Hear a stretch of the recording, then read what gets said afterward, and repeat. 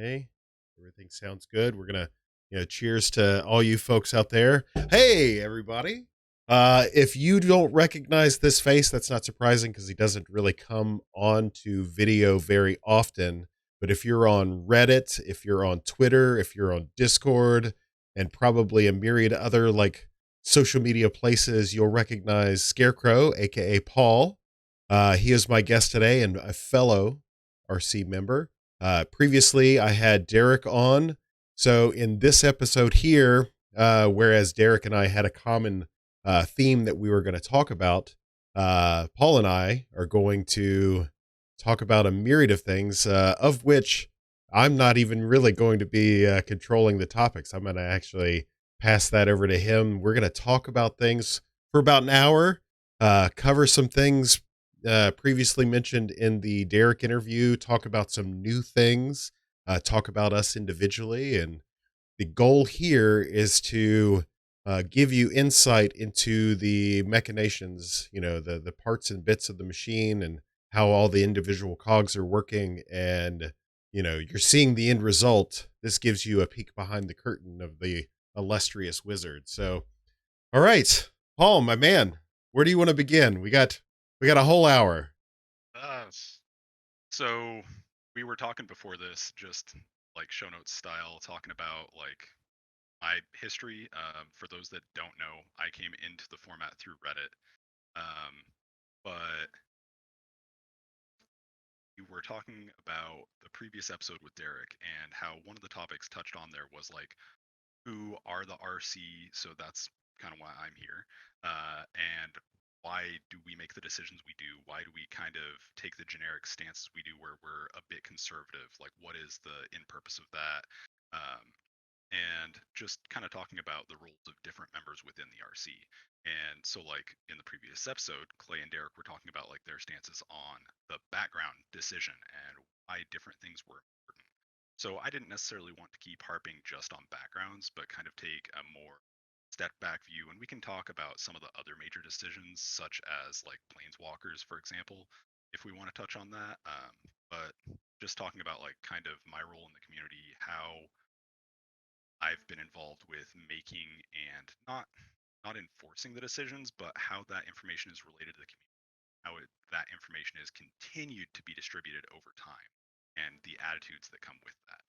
So, just kind of a broad umbrella of Mhm. how we communicate with the public and why we make the decisions we do. And I think, as we touched on previously, I think what people are going to discover is that I think you used the word tapestry, yeah. So that's the word that stuck in my head, or at least the was conjured into my head. So if you think about a tapestry, there's like stitches and different fabrics and all that stuff.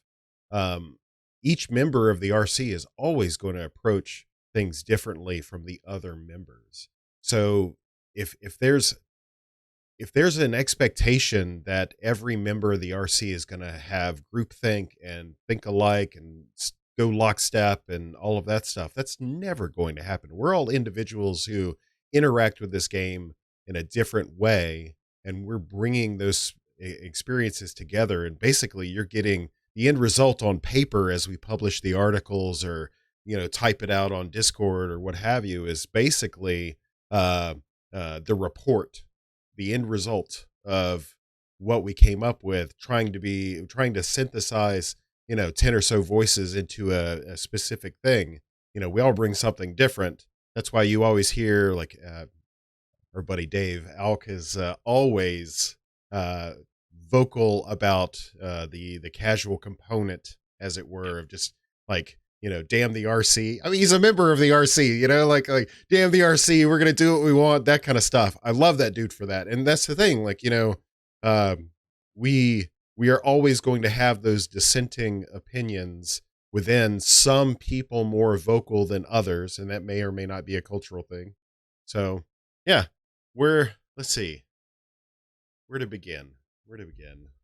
Well, So so let's just quickly loop back on the backstory part that I wanted to touch on and yep. about how that relates to the way we roll out information. So, um, I came in through Reddit back in 2018, and back then, like we had a lot of involvement from the Reddit side in the PDH home base group with Ruffigan, especially. Mm. And so there was representation and integration of the teams, but like the messaging on the PDH subreddit was still kind of wishy-washy and, well, this is a common set of rules, but it's not the rules. And back then, that was before 60 card Pauper unified its legality, so there were still regular questions of, what about digital printings? Well, I do it this way. Well, I do it that way. Well, I follow this. And then we also just didn't have the messaging on the subreddit that was like, this is the central rules authority. And I was always one of the people, once I actually got past these are my decks and got into this seems to be the way the format's going and wanting to push for that. Once I got into that, I and became a moderator on the subreddit, I was one of the ones saying, hey, we could like increase the visibility of the home base link and be more vocal about these are the rules. And for me personally, that comes from a belief of um, I it sounds cheesy and a little over the top, but I think Pauper Commander is the future of Magic. I think that accessibility is one of the most important things that a game needs to survive. Magic And 30. Go ahead. I Sorry. mean, so once again, this is like coming from the perspective of 2018. And back then, I'd already been feeling it with just EDH staples climbing in Mhm. price. Like, starting in 2016 was before I realized there was even a community. That's how I got in. Was I built budget EDH decks with all commons, and it took 2 years to figure out that there was a community out there already doing the same, and I joined them then. But so it's a very long running thing. It's not like this is new. It's not like this is about a single product. And I started getting more involved because even years ago, I was seeing some writing on the walls that there needed to be a more accessible side of Magic, and it wasn't going to be coming from Wizards. And it's unfortunate that the last few years have proven me right, but here we are. So from the Reddit side of things, I've always been pushy at times. In person, I don't like to be pushy, but when it comes to Magic things, I definitely feel like I've come out that way. A bit authoritarian at times, like this is the way things are. But the reason for that is because my background is very casual kitchen table. I have friends that I've been playing with for decades that have wanted to try out all kinds of crazy formats, including like a junk rare commander and things like that. And like they were interested in tiny leaders, eventually Oathbreaker when that came along. Like I've seen a lot of things kind of come and go, not from a established community online perspective, but from a casual kitchen table, people sitting around with perspective, which is what Wizards likes to say is the majority of Magic players. So compared to like tournament grinders or people that their most of their Magic existence has been online, I'd like to think that that's some of the background I bring to the discussion in terms of what is needed to continue drawing people in at the grassroots level is that familiarity with what do people like and don't and not like at the kitchen table, because that's my background. Yeah. And then go ahead.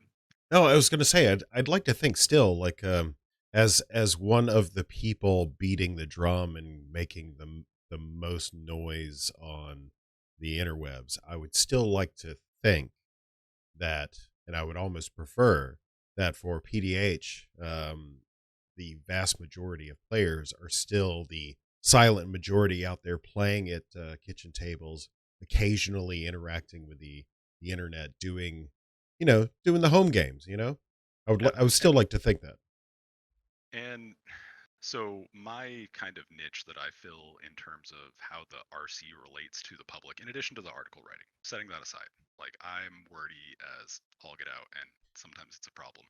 But my other niche is I am very active on as many social media sites as I can handle. So to me, it's very interesting the different crowds that you run into.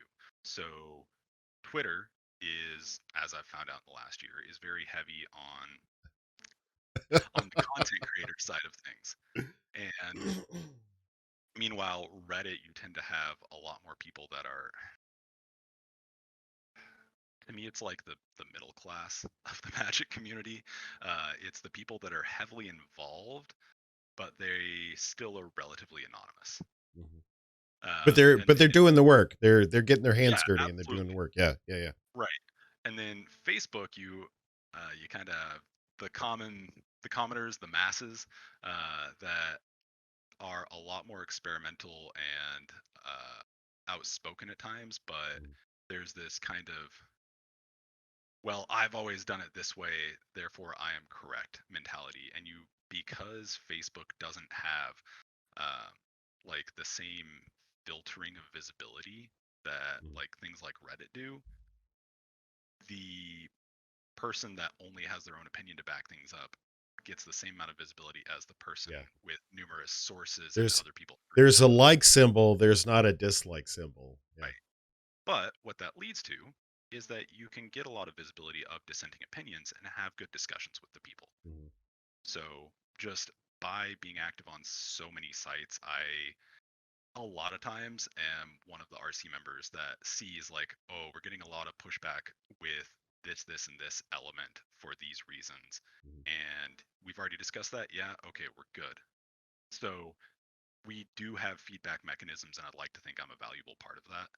So mhm. Ooh, there's something else. There's also a valuable thing that you do, and I don't know if you've recently given that up or if you have a Reddit post forthcoming, but you also are the one that does the set reviews for oh Reddit. man, I need to do that today. Boo-boo, gotcha, buddy. Um, But I mean, so like, or allow me the opportunity, just 30 seconds. So no one else is as thorough. I don't care what format they're doing it in. If they're writing articles, if they're doing videos, no one else is as thorough in their set reviews as this man right here. So like it's when I well, want to, yeah, so when I want to look up like if I have a decision on a card and I'm like, yeah, blah blah blah, I will always look for these set reviews to see what his opinion is, to see if okay, if I'm thinking about it in a specific way, he'll often have like just a small tangent of a difference in the way, and he'll open up opportunities for cards. I don't have a one offhand, but this has happened before where I will look at Paul's reviews and be educated beyond my own thoughts. So, like, and seriously, there's a few other users that I always love seeing stuff for the exact same reasons from like Alcadron. I think Monkey Dota's on there. There's a whole slew of active users on Reddit that can come up with some really off the wall ideas. And kind of going back to just me being active everywhere, like I feel like I get a lot of credit for just having been around and seen other people bring up ideas, and then I'll echo them in to other audiences to kind of get saturation of cool new they're my ideas. ideas now. Our ideas, comrade. Yes, yes, yes, yes, yes. But no, seriously, like if you want, regardless of where Paul is sourcing the information from, if you want a very comprehensive set review that you don't have to press pause, rewind, which is always frustrating with video or articles, you're trying to he categorizes them, he has them like in easily digestible like batches, like but yeah, it's perfect. I can't express like it's a very wonderful product, and I hope you always do it even after you're dead. It's awesome. Necromancy me back. Got to keep typing Stranger away. Stranger Things, right? Yep. Okay, so trying to get back to the RC public relations conservative decisions Mhm, topic. So every time something big and new has come up, it seems like the RC has kind of gone to the conservative side of things. And with the mob mentality that comes about in public discourse on various social media sites, that's it. There's a lot of commonality in the way those discussions go, mhm, regardless of where they're taking place. And it's just because it's very easy to backseat drive these kinds of decisions. So it's very easy to say, oh, they're just going to say no to everything. And if I So I were if can, I were to take a step back, I yeah. can see where people are coming from, because there's a lot of things we've said no to. And it's very easy to look at it in aggregate and just think that our our conclusions are foregone and that we're always going to say the same thing, as if we aren't looking and actually paying attention to things and considering them carefully. So the thing that I've learned probably the most from both you and Derek, and especially here recently, in providing myself the opportunity to reasonably analyze the entire breadth of the history. And Derek was actually the instrumental like pivot moment for me. I always knew like the broad strokes history of the organization of PDH as a format, and getting everybody together and joining all the fires from the camps and all that stuff. But I didn't realize exactly how intensive that process was. Yep. And what I feel like in these more recent decisions that may or may not be controversial, I feel like people are just looking at that, like I think you said it, as this like snapshot in time, or they're, and you kind of said losing it in the aggregate of decisions, which is also important too. You're like missing the actual forest for the trees. Uh, like it's difficult to impart the entire history of the development of the PDH format into every person, every user that's curious about why a decision happens the way it is. But Yep. it's it is important for all of us and those people asking these questions to remember as well that this whole journey, even though we make it look easy in retrospect, hasn't been easy. It has been harrowing, and there has been a bunch of discourse, and it could have gone one way or another, and it balanced on the precipice of like probably not existing. And I mean, I'm being dramatic, for effect, but I'm not incorrect. So No, I'm uh, just yeah. interjecting on like the magnitude of discussion. Hmm. So if you all are listening to this, you're probably pretty invested in the format, so you might know that I write long articles. Being long-winded is what got me here. Hmm. But I'm not the only one talking at length about these things. If like in the RC Discord where we're all talking about these decisions before votes are had and whatnot, like for these big decisions like planeswalkers, backgrounds, common commanders, things like that, the it's staggering the number of man hours we spend discussing these and how intensive it is at times. Because, like, for backgrounds, I was still living in Japan at the time. So Yeah. we had people on every side of the globe, Japan, Europe, and the US. So we had this rolling conversation as various people went to sleep and had to catch back up 8 hours later. And we had that going for like almost 2 weeks. And it was Yeah, it was a while. Yeah. constant. So we do think about these things, and trying to convey that in a manner that was more systematic and more like archivable Hmm. is why I got into article writing Yeah. specifically for RC decisions, is because I wanted to capture all of that thought process to make it more visible for the community, for starting with the planeswalker decision.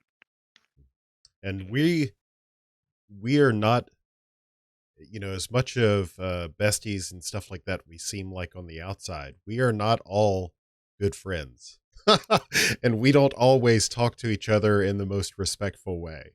So before you like judge us for being immaculate and all, no, we are human. I guess that's another niche I fill, is I always try to be the peacekeeper behind closed doors, smooth Mhm. things over. Like, no, get along. I think he means this. I think they mean that. Like, Yep. really, you all are saying the same thing. It's okay. Yep. So yeah, like it's definitely a journey. So you were gonna kick off on Planeswalkers. So for Planeswalkers, I actually wasn't part of the RC on that one, and it was like right as the RC was starting to be a thing. So Mhm. I forget if we officially put out the. I think the RC article came right beforehand, and Mhm. at that point, I was like, no, I'll just be an article writer. That way, I can focus on that. I don't want to say I'll be an RC member and then not have enough time to devote to it. And then I had an opinion on everything the RC did. So I was like, can I reconsider that decision? But so I was very much a third party to that decision, and I was very on the edge. I could see both sides of it, and I felt like that put me in a very good decision to write an impartial article that captured both sides as well as possible, not presenting my favorite points, but presenting every point I could possibly find. And it's very interesting for me to go back and read that article now to see which arguments are still like very solid and which ones maybe haven't been as much of an issue as we expected. For example, one of the points that at the time was very important to me in that debate was, well, planeswalkers have been pushed for all of Magic history up to this point. They are consistent value monsters in non-pauper formats. Are we going to see the same thing happen with planeswalkers? Because at the time, we'd gotten a whole bunch in War of the Spark. They only subtract from their loyalty. But Mhm. then right after that, right as we were making the planeswalker decision, M20 came out, if I remember correctly. My M20 Chandra, I believe, was uncommon. Yeah. But yeah, so there was a single Planeswalker at uncommon that could add to its own loyalty. And when we were making the Planeswalker decision, we thought that was the floodgates opening. We thought we were going to continue to see uncommon Planeswalkers that added to their own loyalty. And between that and the newly released proliferation cards, we were concerned about, are these things going to be nigh unkillable? So that's something that hasn't continued. Another argument against it was, okay, right now we don't have enough removal for it. Well, we've continued to get more and more commons that target planeswalkers. So even if you don't have a combat deck, to me, we're reaching saturation right now. We're pretty much there. There's white lockdown enchantments that Mhm. hit planeswalkers that can exile them. There's more black removal that hits it. I mean, blue's always had counter spells, but they have more that like say like target creature or planeswalker, things like Mhm. that. So there's a lot more removal out there that hits planeswalkers now. So that's another argument that no longer is valid. So at this point, it's very interesting to see how the arguments changed over time. But at the time, those were very valid concerns. So I kind of tooting my own horn, but I love the fact that we have these archives of the exact arguments that went into the discussion. So I have an interesting uh a perspective. Um so I'm somewhat of a quiet troublemaker. I know that's weird for some people to hear, but like if I'm making a lot of noise about something, that's just basically for show, and a lot of people can tell the difference. Regarding other things, like specifically speaking to planeswalkers. If you don't know already, like you folks out there in the world, the royal you, I have a Discord server. And Wait, is this like Pleasant Kenobi having a YouTube channel? yeah, so I You have a have YouTube channel? yeah. So I have a Discord server, and in that server we have some rabble rousers. And what I told them, because we talk about all manner of not banned cards, but not legal cards. And what I told them is that I won't actively participate in uh, shouting up or shouting down any particular idea, because I can't, for obvious reasons. But I will support the playing with and the collecting of data and all that stuff of these not legal cards. And if needed, I can, like Paul was just saying, at the time, we didn't have X, Y, and Z. At the time, these conditions existed. My goal is to help the part of the community that I'm directly involved with. I serve the entire community, but I'm only really involved with the competitive folks. I'll talk to casual people, but we just don't really have a whole lot in common. So, uh, I yeah. mean, I kind So, yeah, go I ahead. love trolls, more competitive rabble rousers. My observation about the kind of rabble rousers that I find on Facebook is there's two kinds.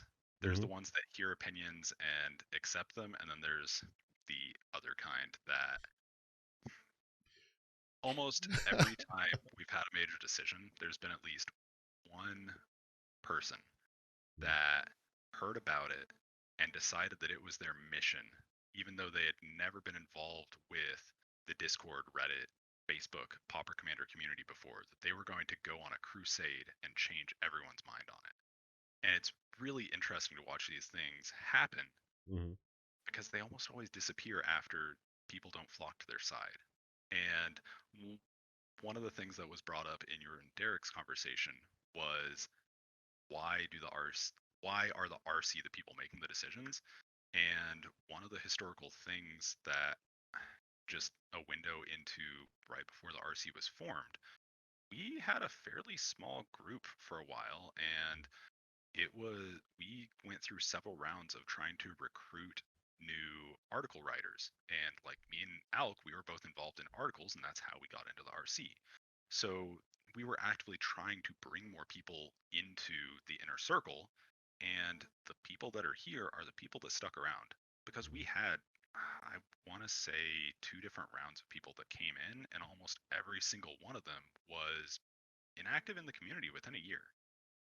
So the reason the RC are the people making these decisions is because we're the ones that have stuck around and the ones that consistently are thinking about these broad topics. And If you, not to sound elitist, but well, putting in the work. yeah, so there's this sense of, if going back to what I was saying about, I think Pauper Commander is what Magic needs. Well, if we want this format to succeed because it's going to fill a vital role in Magic, well, how do we make the format succeed? To me, from my kitchen table standpoint, in a kitchen table environment, maybe you all go look up rules, but it's usually not like you know right where to go. So if you find multiple competing rule sets, it becomes a real problem, and it takes what could have been a 5-minute Google search and it turns it into a hour-long debate, and now you don't want to mess with this format because it's just going to become an argument instead of having fun with your friends. So to me, that's a big reason for why it's important to have clear messaging that changes as little as possible over time so that you have a consistency of Mm. rules with good big signposts that point, this is the correct answer, this is why, here's more to read about it if you want.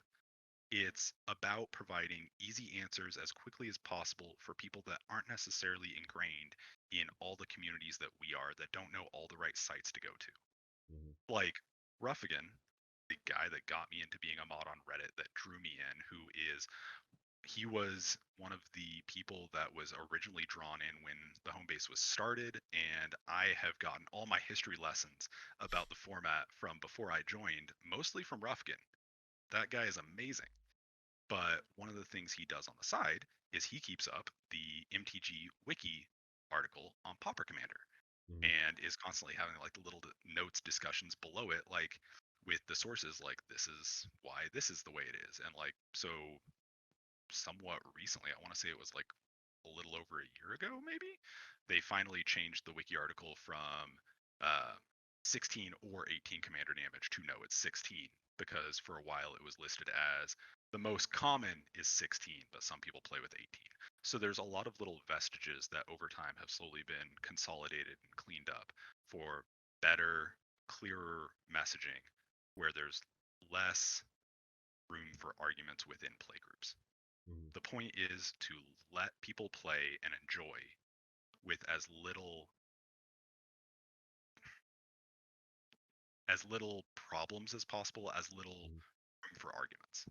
And So to your point, like you and Ruffigan and pod have over the years have worked to um, whatever the fancy internet search language is, like work to consolidate. Like if you type in Pauper Commander, I'm willing to bet there's not a source that doesn't come up in those first 10 that these gentlemen haven't taken the opportunity to either interact with or gain some sort of authoring control over to ensure that we do display consistency Yep. from source to source to source to source. So that that is going to probably help propel us into the next iteration of this format. And So, that kind of one of the arguments that was difficult to kind of impress upon the community, specifically with the backgrounds and Planeswalker debates, was just how important that consistency of messaging is. Because a as soon as we hypothetically decide to make the switch, it's no longer an uncommon commander in the command zone, or no longer an uncommon creature. Now mhm. it's all these other caveats. It's not just that we flip a switch and it's that way. It's we are now Be- fighting against a decade's worth of Google results saying otherwise. And there's a lot of potential for confusion and arguments to happen because suddenly we have very inconsistent messaging that is going to take a long time to reverse. So there's so to your point, like we talk about the great consolidation, what was that, 2019? so it depends on when you're talking about. So um, specifically the home base site being formed and that group coming together happened in 2017.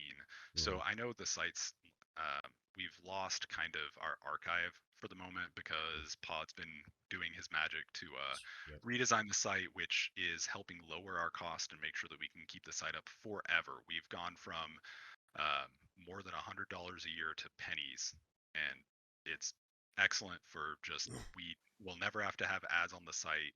We're here to be a resource, not to make money.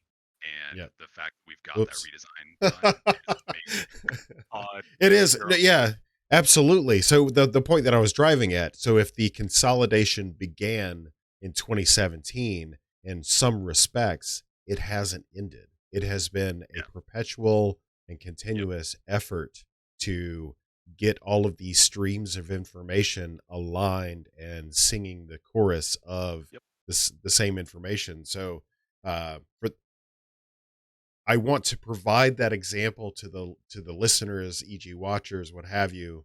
Uh, this is not a one shot done. Nothing that we do with respect to the governance of this format is just a stitch in time. It's literally a processual uh, thing, and you yep. know, And one major example of that is the Japanese PDH community, which mm, has kind of blossomed in the last year and a half to 2 years. So, so with with the Pauper format panel, yeah, PFP for yep, 60 card Pauper. So I think his name is Saito, the Japanese representative on that panel. He mm, is an article writer on a Japanese site, and one of the other article writers on the same site has been championing yep. yeah, he has been promoting Pauper Commander for a while through articles on the same site. So there's a very high visibility source, and when that other writer looked at Pauper Commander, he saw all the English resources and said, "I don't like that. I'm going to make it Legends only." And it's kind of stuck.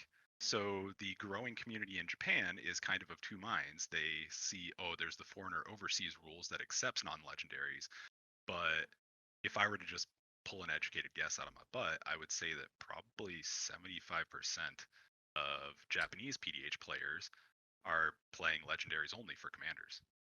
So I would, And yeah, I'd like to segue off of that and we can come back. So Japanese players pin. well, So relevant yep. point. The reason I was bringing it up is because we recently gained control of another website title. So www.paupercommander.com was something that a long time ago someone else came along and said, I want to say this was like late 2018, early 2019, if I remember correctly. Actually, no, it was 2018, early 2018. It was like it happened right before I really got into the format. There was another person that came through that was like, I don't like the way you all are doing it. I'm going to make my own Pauper Commander site. And I think he used Weebly or something. Mm-hmm. But he made it and he didn't have paupercommander.com, but it redirected to him. So because of that official looking URL, there are a lot of Japanese sites that point to paupercommander.com, and then it like does its weird redirect thing and points to his Weebly site.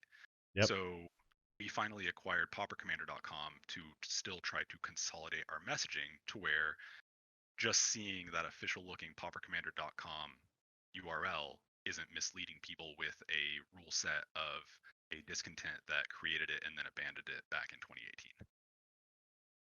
So clarity of Win's a win. messaging. Yep. Yep. And so anyway, on to your point.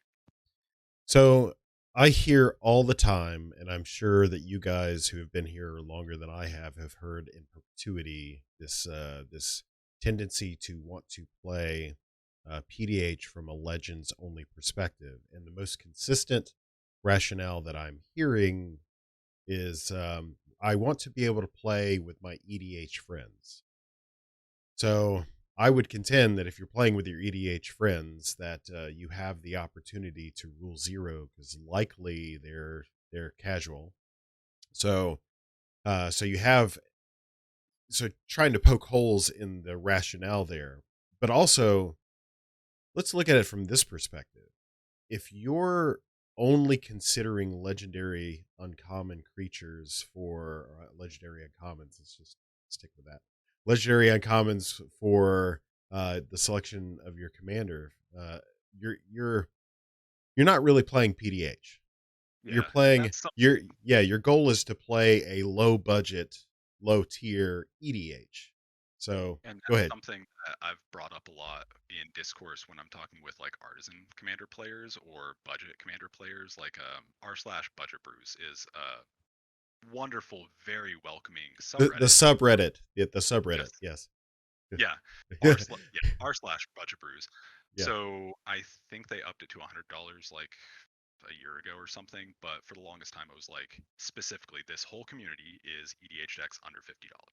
So whenever I'm discussing with artisan commander or budget EDH players, I like to make that differentiation where there's a big difference between PDH decks that are built with playing with EDH in mind and playing with other PDH decks. And it's not just a card choice thing, it's a what do you want out of the game Mm. decision. And one of the things I've seen with Artisan is that the way that community is developing, they are aiming to be much more like a budget version of EDH where they are very much under the umbrella. They are meant to play with other EDH decks. It is not a separate format. It is taking the same approach as budget, where it's meant to be played with other decks, and you probably are playing at a disadvantage, and you can build carefully to negate or mitigate that disadvantage. But if you take someone that put the same amount of effort into building their deck, the same amount of knowledge, and they don't have that restriction, you're probably playing at some kind of disadvantage. Yeah, Whereas, and in 10 days at the time of this recording, I'll be playing a highly competitive CPDH deck in a budget under $100 CEDH tournament. really Now, looking forward to see that. so I know what I'm getting into and I know where the disadvantages are, and I'm trying to hedge my bets. And to that point, to my point specifically, I have a distinct feeling that my high-end CPDH deck that's built specifically to contend in this CEDH meta is probably not as good as a CPDH deck. I'm that's the feeling as I'm making these card choices and gearing towards fighting these, uh higher quality cards, whatever, these other decks, right? Um, I'm tailoring myself outside of the box of what would be probably considered viable for CPDH. Time will tell, but this is the feeling I get as I'm making these card choices. Yeah. So, And over yeah, on the PDH pod, you very much see this. Like Liam, his perspective is always from the playing with PDH decks perspective, and there's always that injection of, well, these cards are good for that environment, but they're not as good for this environment, and vice versa. And for that podcast to really explore PDH as a whole, like we can get into semantics and say, like, well, we just said that it's not really the same, but that podcast is aimed at bringing people in and giving them as much information as possible. And when you have so many people entering PDH by playing it with EDH decks, it's an important perspective for them to have and is very valuable the way he provides it. So, little shout out to them and the experience they absolutely, bring to the table. absolutely, man. Those guys, like them and the Hex Drinkers, right? So those are the two like podcasts that I listen to, that I, as a content creator, listen to.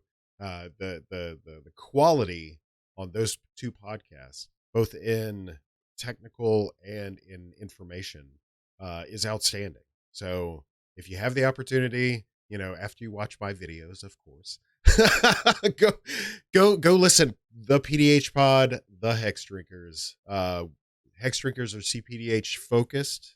They used to do some just straight PDH stuff. I don't know if they do so much anymore, but I think they're moving more towards the CPDH end of it. The PDH pod will actually have the majority casual PDH, but then with sprinkles. Alk actually brings in a contingency of CPDH every now and again. So yeah, yeah, great sources of information. They're all buddies. They're all friends. I love them to death, and they're awesome. I can't wait for the invite. So, so something you brought up was the idea of expectations going Yep. into the CEDH tournament. Mhm. So you said earlier that much as it's not visible to the public, like maybe we don't all get along all the time in the RC. So one of the really good examples of the diversity of viewpoints and priorities that different RC members has is you and Crash. So at one point this was a sore topic for some people, but I think that the way it's developed has been, like, over the years, has actually been a pretty big benefit to PDH as a whole. Mhm. So for those that don't know, we have two main sources of CPDH kind of thought processes. There's the there's the tryhards, which is very exploratory, and there is the tier list that Crash has worked on so much.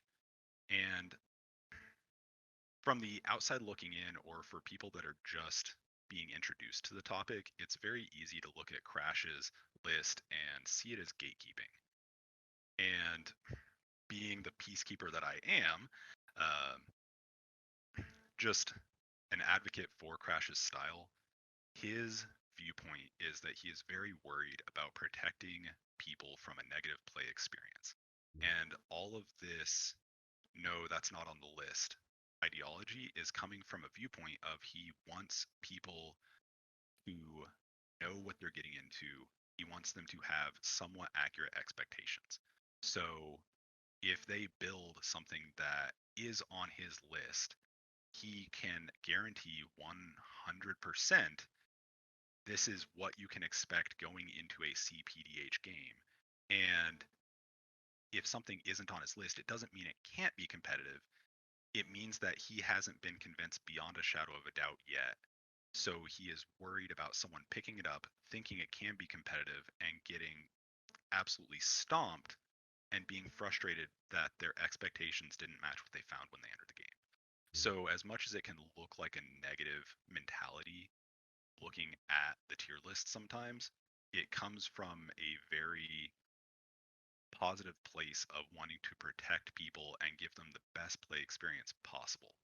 And I think having both approaches available, the exploratory, experimental, find out all the new things that can be done Mhm. approach versus the tried and true, having both those available really helps us serve the most people possible and present these thought patterns to where we can teach more effectively the people that are coming into the format. Let me take the opportunity to uh, have an addendum to that, and don't tell Crash. um, so the strength of Crash's method is that between himself and Yalaran and a few other people in his circle that he trusts, he has the opportunity to really hone the edge of the knife. And using, a Japanese sword maker's analogy there. So, he gets to spend a bunch of time really hyper focused on that edge to where it can cut through anything. And I can tell you right now, you can go to Crash's tier list, you can pull any deck off of it, and you can play, and you will feel like you are a threat at the table. So conversely, I put together, I host, well, Budget Brews, the website and server, not subreddit, host for us because of CPDH visibility. We're trying to get more CPDH players, or CEDH players, rather. We're trying to get more CEDH players over into our format. So we have entered into an agreement to host our decklist database on the Budget Brews website. So that way we gain that competitive visibility from that other format. And we're kind of like merging those together, which is also like the hype of me playing a CPDH deck at a budget CDH tournament, yada, yada, yada. But Recently, I have seen Budget Brews, the link to the PDH side of it, popping up more and more on Facebook outside of the home base page. So that's cool. so right now we have 6 decklist database selection committee members. We all have our own individual focus on whether or not we like combo or whether or not we like aggro or what have you. And we're assessing decks as they come in based on those parameters. So given that information, converse to what Crash is doing. So Crash is the edge of the knife. He is honing the edge of the blade, but he doesn't have the resources that we have in the fact that we can explore so much so quickly and get so much information. And that's Converse. especially true since you all have kind of the line through Ryan into the paper scene in Washington as well. Hmm. So Crash and Yalaron are very, very embedded in the online Yep. meta, specifically within the home base Discord, Mhm. while all are kind of tied into two different metas. And well, we added a committee member that actually has access to 6 stores in another Ooh, location. So, but still, my the point that I was driving at is that um, the problem with data, right, is that too much data and it's noise, right? It's all yep. noise. So Especially with such a small sample size like we have, you can have a single outlier that looks like a significant data point. yeah, and when people and Magic players being Magic players, right? Everybody knows one. Today I'm playing this. Tomorrow I'm playing this. The next day I'm playing this. So then you get the People will write in inconsistency. by select Right. Right. Exactly. And there's nothing wrong with that. But from a trend tracking perspective, from a data collection perspective, from a deck analysis perspective to a threat analysis perspective, uh, it's really difficult to wrangle on through all of this noise because I don't know if you've met any of the tryhards. You could probably hear them screaming in the background. They are a raucous, bunch of folks, and there's a lot of information. If you like information, there's a lot of information coming at you, and it's really difficult sometimes to discern what the actual ground truth in strength, in competitiveness, all of these things. So So, yeah. just on the data analysis side of things, when I got into PDH, I came from EDH and then I bridged from PDH into 60 card Pauper.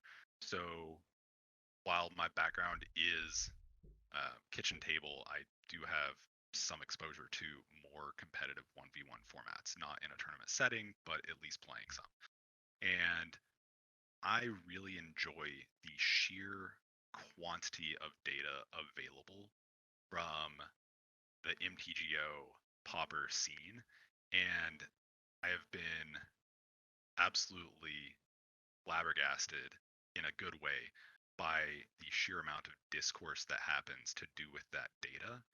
But what you were saying about it's really hard to discern the truth of the matter, and the discussions on the Pauper subreddit, and to do, like, for example, back before the PFP, Mm-hmm. there were some very different camps of thought, like with Alex Ullman leading the charge on Mm-hmm. one opinion on Tron, and some other people like, no, it's fine. Like, there were some very different schools of thought that were all looking at the same data that was all readily available Mm-hmm. and parsing it in different ways. For Yep. example, Tron was a very controlling deck, but it had relatively low share of tournament participation. And one of the things that made it so hard to judge whether that meant it was a problem or not is the idea that most people don't enjoy playing it. So even if it's powerful, they don't want to. So just appealing to people that aren't just PDH Mm-hmm. players. Yeah, data is hard, even when there's a lot of it, even when you have a sample size that is so much vaster than the current PDH community. Data Mm-hmm. analysis is still an absolute bear, and it's so hard to find the truth underneath all of that So noise. I got a little bit of a nugget of truth. Well, to close up, to put a bow tie. So the real answer, I'm not an idiot in the fact that what Crash is doing is valuable, but I'm also not blind to the fact that what we're doing is valuable. So the real answer, I feel, is that the truth is between Crash and I. So, if we could ever find some way to bring our methodologies together and exploit his magnifying glass and then him exploit our noise, like that's where the truth lies.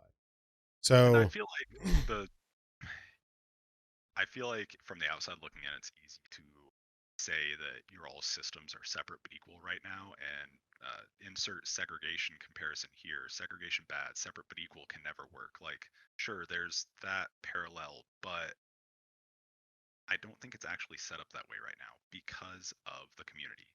mhm. The community makes everything work, and outside these isolated pods of people that are pushing things and discussing trains of thought, you have the players that cycle back and forth between those groups. So the melding pot that is the online community, Cultural carryover is, yeah, what it's yeah, called. like Yeah. the online community is on Reddit, Discord, etc. They're the ones that are taking your all's ideas and combining them. It's Mhm. already happening, and I love our community for that. So if What you've we've made already it, have going on is amazing. if you the valued listener, the valued watcher have made it 50 something minutes into the video, I'm gonna give you a spoiler. So what Ryan Papa Popper and I have started to realize a little while ago, we've been rumbling about it for a little bit, but like I think more and more we're dropping away because of the cyclical nature of Magic players' habits and tastes, right? We're dropping away from, or we're considering rather dropping away from uh, commander specific analysis. Like, Tatiova is the goat, blah, blah, blah. Tatiova's good. You know, we're looking more towards uh, providing in depth analysis on strength of archetype. Yeah, So, you know, mid range is mid range is mid range, regardless of the commander. I bet that if you looked at every mid range card or deck within colors, you're going to find 80% of the same cards. So and it's just a, yeah. Go ahead. with fire design, we have a very unique opportunity in the PDH landscape where our format is being drastically affected, not necessarily by single cards, the common rarity like 60 card Pauper is, but instead being influenced by trends over time that, Mhm. starting just a few years ago, are very different than what we've had throughout the rest of Magic's history. So So, yeah, so it was what's this Jesus, my head. What's this latest set? Oh, Brothers War. So at the time of this recording, Brothers War was first finally spoiled like 5 days ago, fully spoiled, something like that. We've got two common white cards that recur. One a permanent, one a spell. When's the last time that you had a white reanimation spell? and we Take got some new colorless card filtering that goes into the grave, the Surveil land. Yeah. So I mean, so things are starting to get interesting. So spoiler alert, moving forward, we'll probably talk about Commander X, Commander Y, this because there's some definite like strong effects printed on individual commanders. But I'm putting more of my money on looking at the relationship between combo and mid range, as represented within a meta. Because as far as I know, I'd love to be wrong, but as far as I know, I am privy to the largest meta anywhere at the moment, whether online or in person. Yeah, just because So you all have games firing pretty constantly. pretty constantly now. So like, man, feels good to say that too. But like It's been a long road. it definitely has. I remember going like with a whole month without having a game, like a year and a half ago. So yeah, so like right now, I'm really interested as a data analyst. I'm really interested in the relationships of the archetypes that show up in a pod. So we talk about all the time. I think in the home base, they're referred to as 3v1s. Hmm. I Yep. think I think Arch that enemy. arch enemy. Well, I what I think that does is that synthesizes and misses like all the details. Like the ones that are ganging up on the other deck, it's because that deck is defenseless outside of its combo, right? So we give you an example. Tatiova is always the classic example. It's like, And I was about to refer back to the playing with power yep. CPDH video, because the comments there were so full of like, Tatiova's overpower or ban her, like she got focused and she still won, Hmm. and like there were, like, I think me, you, and Alcadron, Hmm. maybe there was some third person that was really active in those comments, and it was all like, well, she came back because people stopped focusing her because they thought she was dead. Hmm. Like, the archenemy isn't something that's static and happens all game long. It's a Yeah. constant reevaluation of threat. Bingo. Bingo. And that's the problem. Okay, so insert threat assessment section of the video. So what I've been trying to do in teaching by leading by example and playing in these games and stuff like that. And anybody in my meta knows I got a tattoo of it right here. I'll take it out of the box and I'll beat you over the head with it. And I'll bully you. I will not hesitate. I'll tutor for cards relentlessly. I'll draw cards. I am constantly trying to go off. Like I don't play Tatiova in a reserve fashion whatsoever. And it's because I'm trying to prove a point. Every deck, doesn't matter what it is, doesn't matter if it's widely believed to be S tier or what have you. Every single deck focuses on a specific axis, right? And what I'm trying to teach people is to interact with that. You have to know the meta. You have to kind of look at the color scheme. Okay, Simic, we're doing some sort of land thing, blah blah blah. We're drawing a bunch of cards. Where am I interacting with this deck, right? So that's why now we can get into the semantics of counter spells being the best removal, but then removal's no chump either, right? So being able to interact with a player at the key moment, recognizing that they're about to go off, taking pieces off the table that they need to function in the axis that they're functioning, like that's more important. Like that Tatsiova game, looking back on it now, we did so many things wrong So many things wrong. We kept removing Tatiova. Damn Tatiova. Damn Tatiova. Tatiova on the battlefield draws cards. I know. Blasphemy, right? Card draw is something special, right? But from a Tatiova deck perspective, having played it X number of times, take away the land tappers, right? Take away the land tappers, you kill dead the title board combo because they have a haste problem, right? And then the only thing you have to worry about is the flicker loop. Well, Tatiova doesn't play the full suite of flicker. It only plays ghostly flicker, right? So it's condensed. So if you know these things, more vulnerable to honored heirloom. Yes. So it's like, really, like, out of the 4 or so land tappers that it has, and then the one ghostly flicker, that's 5 cards out of 100 that you really have to worry about. And then you have to fight through all the counter spells they draw. And that's the thing, like they're playing a base 10 is what I abbreviated to, so just basically 10, 11 or so counter spells, the best counter spells. You're not always going to have 2. You'll have 1, and if you're drawing a lot of cards, then you might have 2, but like or 2 pieces no are one's interacting with you in a while, maybe you have a 3rd. Yes. Okay. Maybe. So yeah, maybe like a long shot, maybe. So it's like, yeah, that's the thing that I want to do in educating new players that come into the competitive. Every deck brought into the pod is trying to kill you. Yep. Every deck, right? Even in casual, right? Every deck is trying to kill you. It's just a matter of like how you choose to have that experience. Shout out to my pals, boys. What's up? So, the discussion of like power levels, competitive, casual. So I am not a competitive player.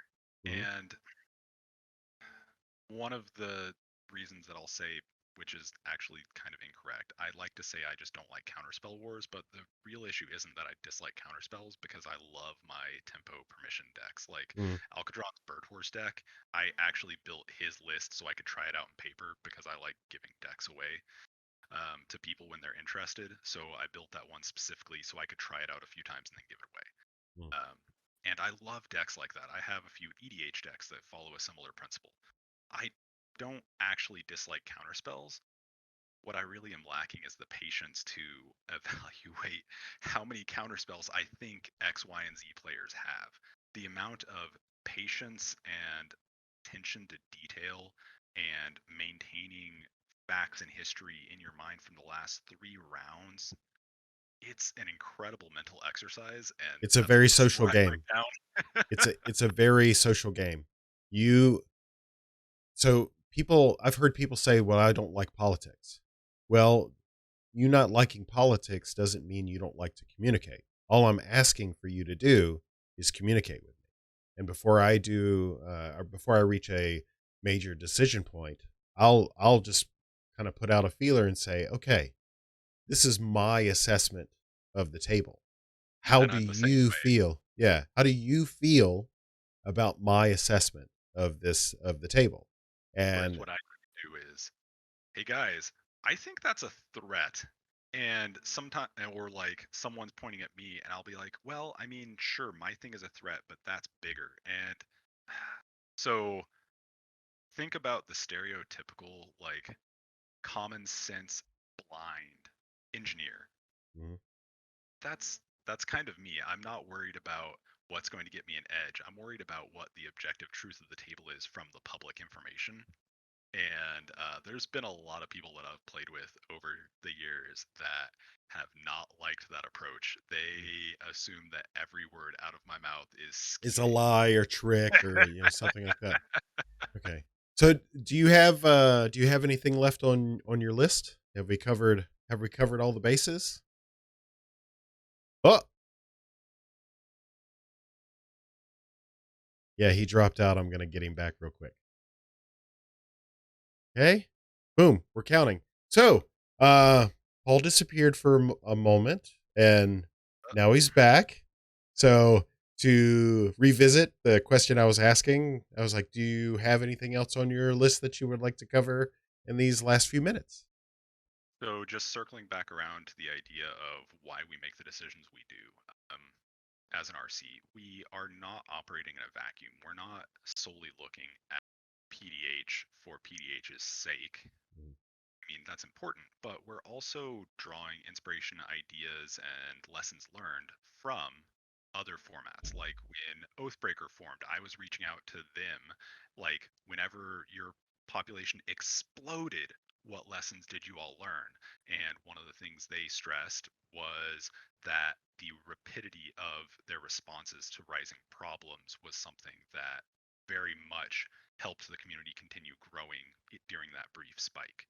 So, regardless of the success or lack of growth they've seen since, it's still a very big lesson that we can learn. So, a lot of our discussions over, well, do we want to allow or disallow X, Y, or Z, also are saying what comparisons can we draw to other formats, and specifically how we've seen the community respond and how we've seen discussions play out on those topics in other formats, because there are so many parallels to be drawn. And then, so yeah, just those conversations are constantly happening behind the scenes, and we're not only Mhm. worried about, well, what are the few people on our Discord server going to think about this? So we can segue into that thing, but I actually have a story that I've never told anyone. So this will be the first time I've ever mentioned this ever to anybody.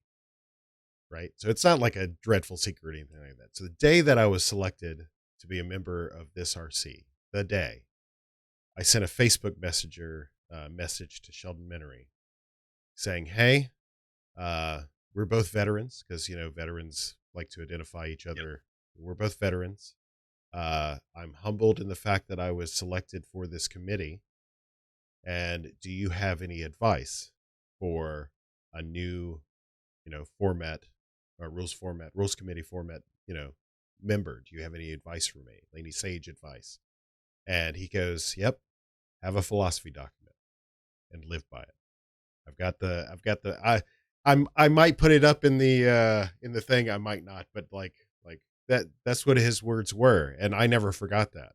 And then earlier this year, something else most people don't know outside of a very small amount of people. Earlier this year, I started inquiring within the CPH meta, and it's a little disingenuous because it had CPDH adjacent people, or curious CPDH curious people, people that were largely casual, that were dabbling in playing competitively and were in my access at the or my orbit at the time rather, and basically formulated a small little group, a think tank, and started experimenting with using the EDH philosophy document as a basis, because as Paul said, we glean a lot of information from other formats, mostly lessons learned from mistakes, because we're trying to be successful and be long lasting, and like especially where EDH is concerned. I mean, nobody's going to outlast them, right? Yep. Maybe yeah. So maybe us, but right. I put something together, and then based off of those inputs from those individuals, I got permission to introduce it to. One thing that we also don't talk about very often is like there's a management team within the rules committee itself. I had spoke about it briefly from the perspective of largely it serves as a disciplinary unit for other members and stuff like that. Worst But case scenario. worst case scenario, yeah, and but also it has another function too, in the fact that it's the media, the control room for like all the media. So basically, everyone who has something to do with moderating or administrating social media is in this manager group. So Yeah, and I got permission.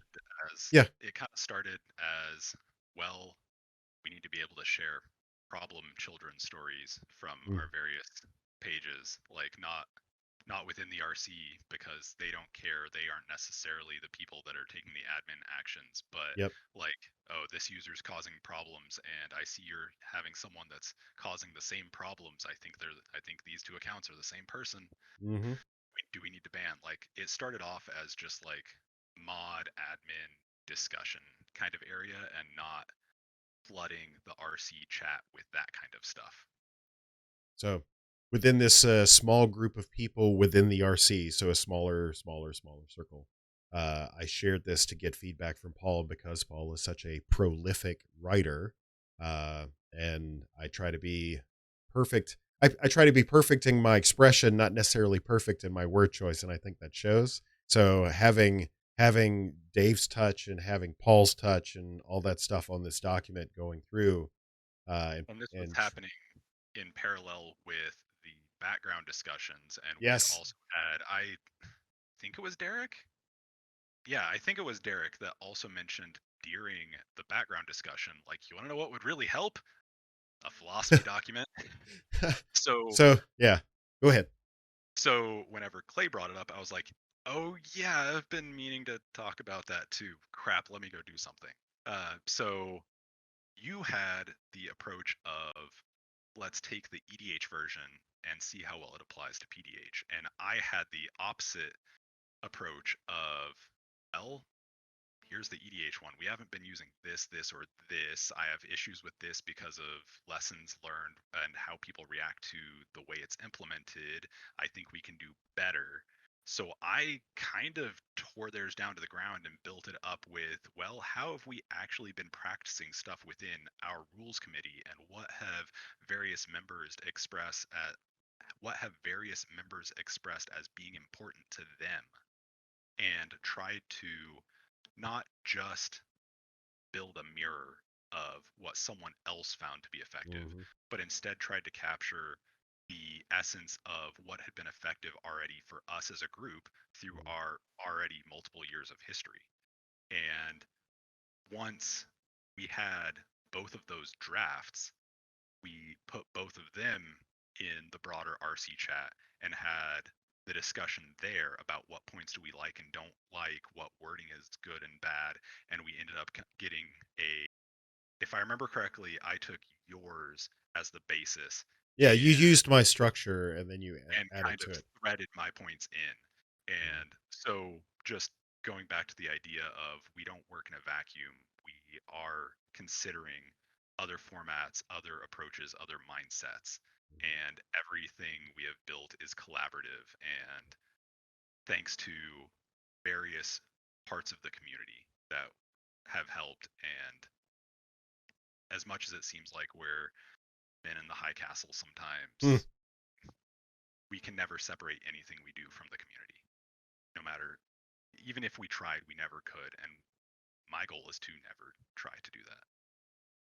Yeah, and even to that point, like one of our members mentioned that before we made this for public consumption, that we should battle test it a little bit over the course of a couple of set releases to make sure that the things that we're putting out and the ideas that we're looking at uh, uh, can stand, like it can serve as more of a guidepost, because that's what a philosophy document is supposed to be for. Is uh, the analogy I used was hoist it up on the flagpole and serve as a banner for rallying the troops around.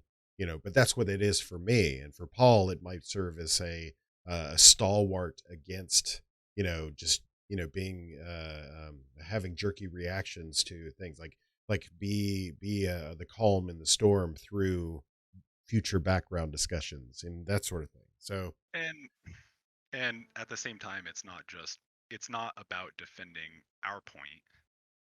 Even, it's about effective communication and that consistency of messaging that we talked about earlier in the episode. It's yet another way to uh, disperse information to the community to make sure everyone feels not only that we know what we're doing, but also that the majority of the community's opinions are being heard, that we mhm. are listening, and that those things matter to us. And it's just another way to say what matters, to clearly communicate that.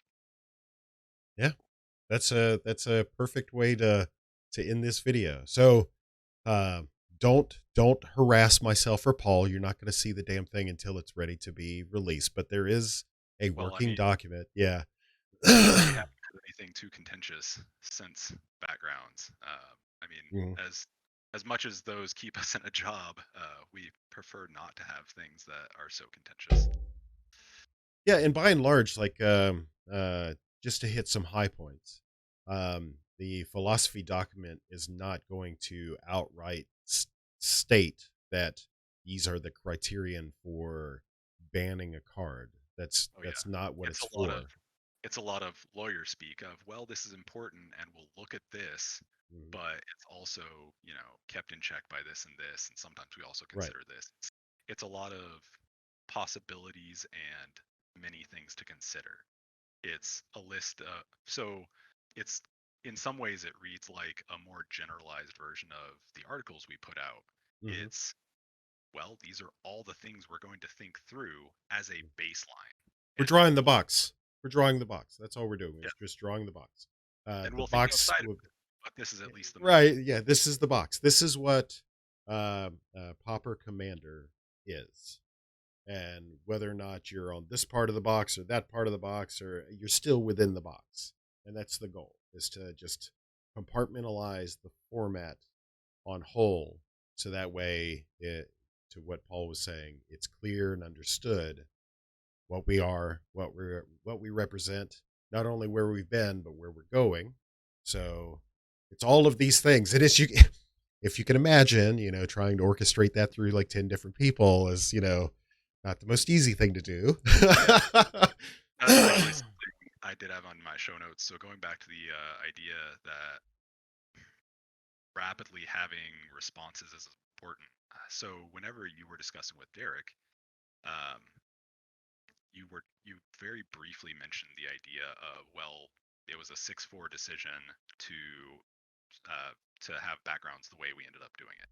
So, and you also mentioned that not every vote is simple majority. Some of them have thresholds. Yep. So actually that differentiation in my mind is all about how rapid of a response do we need. In terms of bans, like ban discussions are always going to go long, and we don't necessarily have to have an answer this week or next Right. week, because ultimately making, like, we have to be very conservative with those to make sure that we don't bloat the ban list, drive people away because it invalidated their deck, etc. There's all those normal reasons that you've heard a million times from all the different formats. But on top of that, to me, the difference between what has a threshold and what doesn't is about how quickly the decision needs to be made.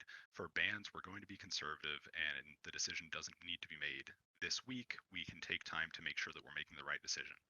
However, for things like backgrounds and planeswalkers, the question needs a quick response relatively. We have to figure it out within the next week and a half weeks, because it is a contentious issue that is constantly being brought up in various communities. So, for example, for a time sensitive decision, we have to get the decision out. So we're going to use a simple majority, whereas if we're going to ban something, it has to meet a higher threshold because we have the time to be conservative and build a better consensus among the 10 of us. And So, it allows for us to dive deeply. When we yeah, talked Mystic Ristic way back when, we there were myriad. I wish they had the thread functionality back then, because we actually went down numerous rabbit holes discussing impacts to casual, impacts to competitive, I uh, remember whenever we had that philosophy. Yeah. meeting, Huh? whenever we had the discussion, that was like the third time it had been brought up in a matter of like a year and a half. Like, this was the third revisiting, and we were like, well, CPH is finally a thing. We need better knowledge on that side. So, like, going back to the idea of how much we discuss things, like, it's not even necessarily always contained in like a week of rapid activity. A lot of times it's continued discussion over a year or more. And that was definitely a prime example of that.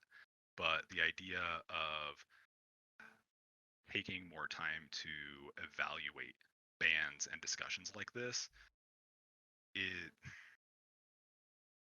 we need to be quick about getting information to the community when it's important, but there's also a lot of weight on what we do, so it's important we make the right decisions the first time. So with 10 of us, there's this intense bureaucratic momentum within the RC, and it can be frustrating both on the inside and the outside looking in. Like, we're moving slow and the community has these questions and maybe we don't have an answer for them yet because we're still working on and we're no one's saying anything or committing to one opinion or the other because we're still discussing it so much. And on the inside it can also be frustrating because, like, sometimes we're slamming our heads against the wall trying to change each other's opinions, and that's okay because that bureaucratic nature is important to the stability of the format, to make sure that we don't get too many good idea fairies and change things too rapidly, because we need some kind of consistency and stability to maintain faith in us as an organization. So there's a certain amount of flow is fast in the way the RC operates and the way we have figured out and designed our processes within the body itself. That's a perfect place to end. The one place in this video where people are going to have the most questions. Woo! If you made it this far, you got the good stuff. So yeah, huge thanks to my friend Paul here. If you don't know how like prolific this dude is in the community, like get your ass on Twitter, get your ass on Reddit, like don't harass him. That's rude. But like, well of knowledge, especially especially right now because he's got an article to write. You know, just set review. Yeah. So, you mean that one? I thought you had the other three on the back burner. No. So yeah, he's got a set review he's got to put out. That's really intensive. You know, gathering all this good information from other people. So yeah, like regarding, so this is the second rules committee member that I've had on.